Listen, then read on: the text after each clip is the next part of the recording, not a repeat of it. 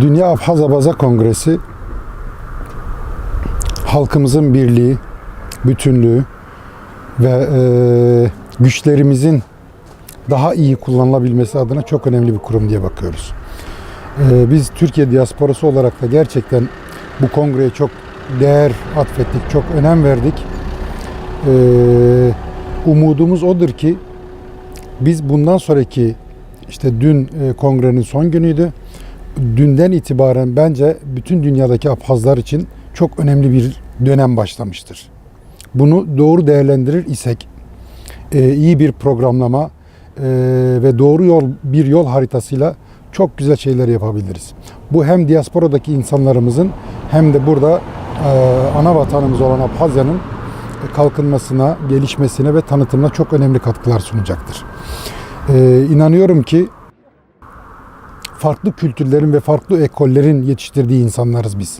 Ancak ortak ve güçlü bir noktamız var. Biz Abazayız. Bu çok değerli bizim için.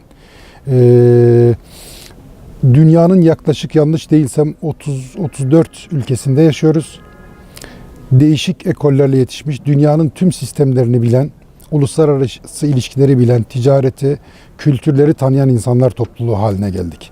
Biz bu değişik kültürlerden, değişik ekonomik yaşam biçimlerinden etkilenen Abazalar birlik ve beraberlik içerisinde olursak emin olun çok başarılı bir gelecek kuracağız kendi adımıza.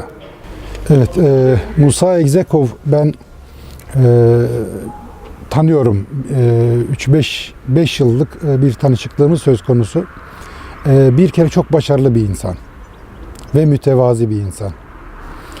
Diasporada ben onun bana sordular diasporadaki halkımız.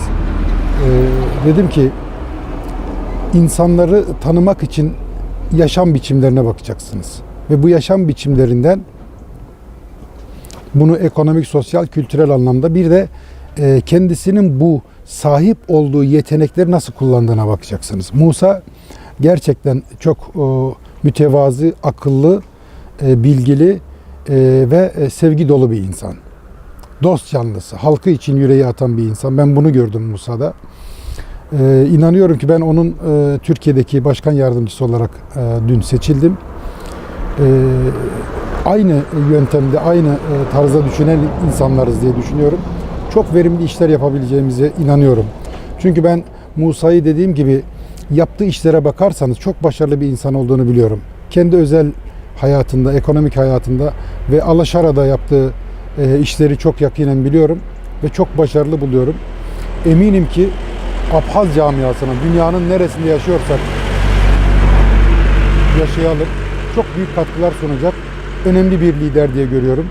İnşallah dediğim gibi fikirlerimiz, düşüncelerimiz bir, onun bize kattığı bir kalite mutlaka olacaktır. Bu kaliteyi bu toplumun ve bu ülkenin faydasına sunmakta çok fayda görüyorum ve öyle olacağına inanıyorum.